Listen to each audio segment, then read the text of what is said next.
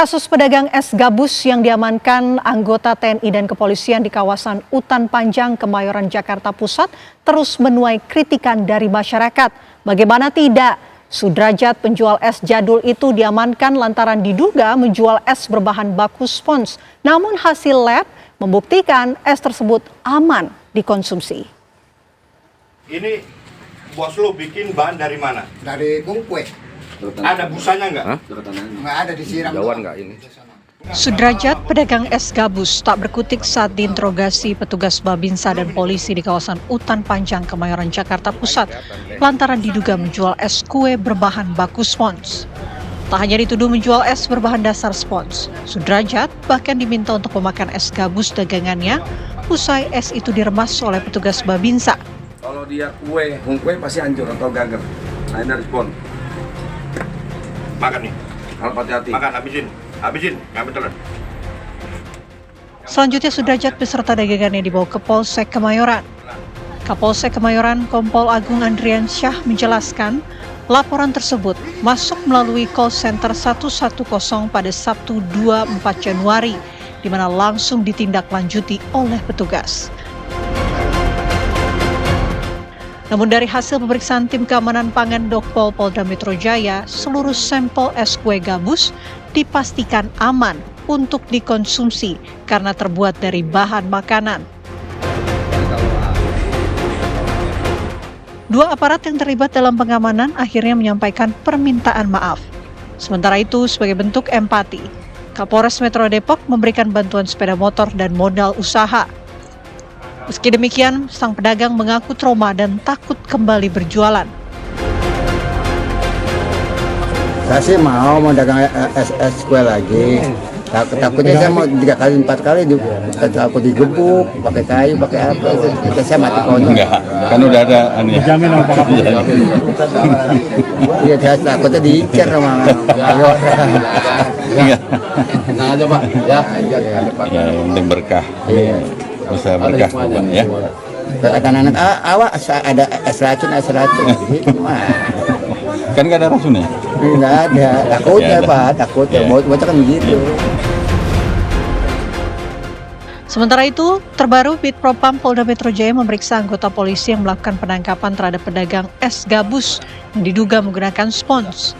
Propam tengah mendalami apakah ada pelanggaran etik atau kewenangan yang dilakukan anggota tersebut terhadap Sudrajat. Kami memahami psikologis kekecewaan publik. Kami sampaikan mohon maaf dan kami akan mendalami peristiwa ini dan Bid Propam Polda Metro Jaya sudah menjemput bola dalam hal ini mendalami apakah ada perbuatan etika kewenangan yang dilanggar oleh personel tersebut. Tim TV One mengabarkan.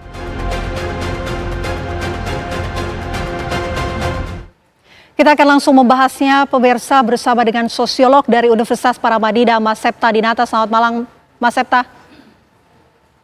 Selamat malam, Mbak Vena. Mas Septa, langsung saja, aparat yang harusnya melindungi publik justru melakukan penghakiman kepada pedagang es gabus. Bagaimana menurut Anda? Ya, saya kira ini cukup memprihatinkan dan saya kira ini harus dilihat dari pergeseran ya sosiologis kita. Nah, kalau kita lihat memang ada kebiasaan lama yang belum sepenuhnya hilang di kita itu ya. Nah, yaitu model kekuasaan yang patrimonial. Kekuasaan yang patrimonial ini adalah kekuasaan yang dilihat secara pribadi, seolah itu adalah milik pribadi. Dan ini model kekuasaan lama sebetulnya. Dan kita cukup lama berada di dalam atmosfer itu selama Orde Baru. Nah, selama reformasi ini, kita belum sepenuhnya berhasil menggeser itu menjadi model kekuasaan yang legal, rasional. Ya. Jadi orang itu bukan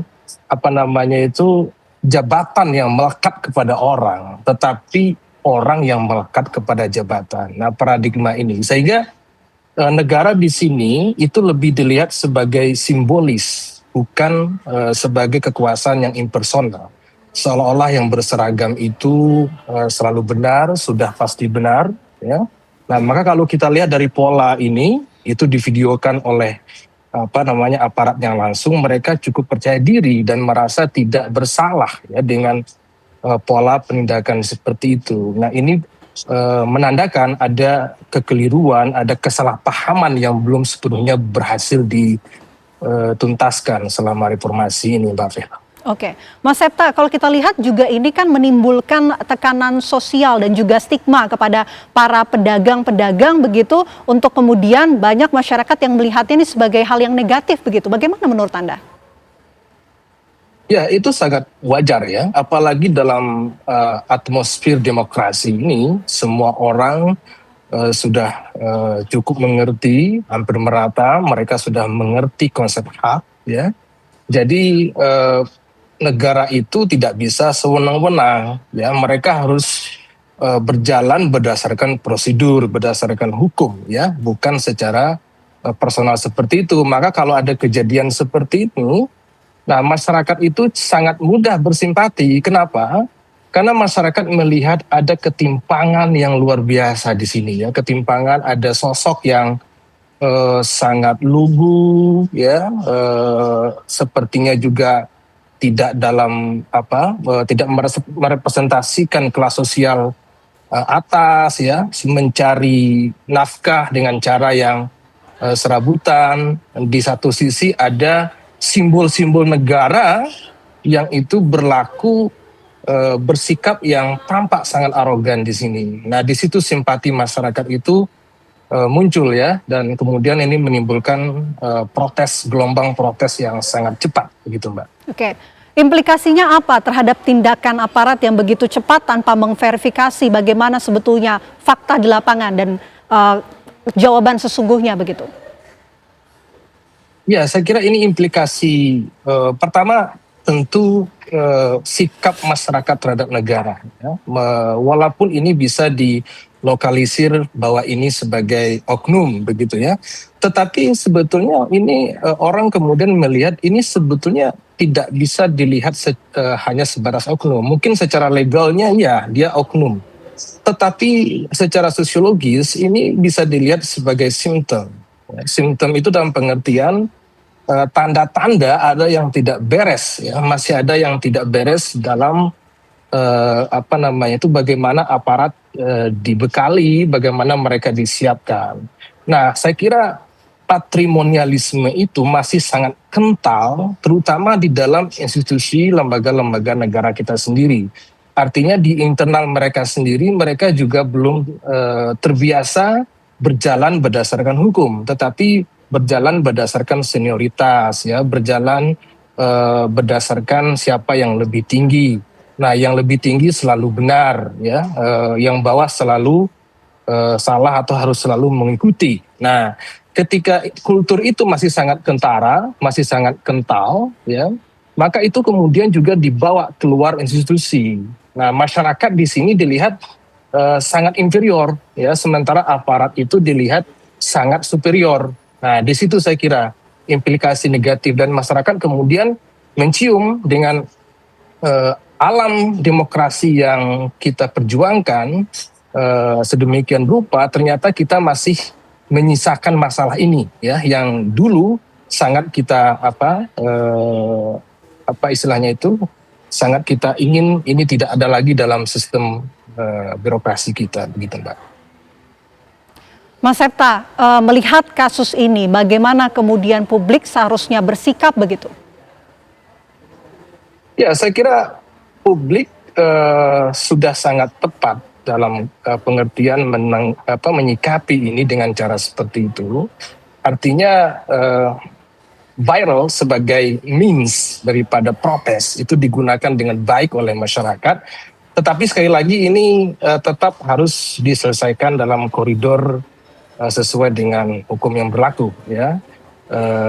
Mereka juga punya kode etiknya, mereka juga punya SOP-nya. Nah, saya kira itu perlu disuarakan bagaimana lembaga masing-masing, institusi masing-masing dapat menindak ini, ya, dapat melihat ini sebagai sebuah sebagai simptom, ya, bahwa ada yang tidak beres dan ini perlu ada pembekalan ulang ya bagaimana mereka berhadapan dengan masyarakat. Nah, ke depan tentu mereka bisa lebih hati-hati dalam bertindak dan kemudian sangat sadar ya bahwa masing-masing itu sudah ada otoritasnya. Misalnya soal obat dan makanan itu sudah ada otoritasnya. Nah, ketika mereka melihat kalaupun ada hal-hal yang kemudian dilihat tidak beres, mestinya mereka menyerahkan kepada otoritas yang berwenang. Bukan kemudian seolah-olah itu semuanya bisa ditindak oleh aparat, ya, karena mereka adalah aparat kekuasaan yang dibatasi oleh hukum, ya, tidak bisa semena-mena walaupun pakai seragam gitu. Oke, bagaimana kemudian kita sebagai masyarakat bisa juga mengingatkan begitu kepada aparat untuk tabayun dalam bersikap, Mas Septa? Ya, artinya ini hikmahnya adalah ini menjadi pembelajaran bagi semuanya. Ya, kemudian juga bagi masyarakat luas, ini mereka bisa melihat case ini sebagai contoh. Ya, artinya ketika ada hal-hal yang seperti ini, mereka bisa sadar juga. Ya, mereka tidak mesti harus bersikap nerimo, ya, apapun yang dilakukan oleh oknum-oknum, walaupun itu mengatasnamakan negara, walaupun itu menggunakan simbol-simbol negara, kalau itu tidak sesuai dengan koridor hukum, itu bisa diprotes. Ya. Nah, ini menjadi case baik, ya, menjadi contoh bagi masyarakat luas. Kalau itu tidak sesuai, ya mereka bisa melakukan protes terhadap aparat gitu. Baik, terima kasih banyak Mas Septa sudah bergabung bersama kami di Apa Kabar Indonesia Malam. Semoga sehat Sama-sama selalu. Mbak Bena.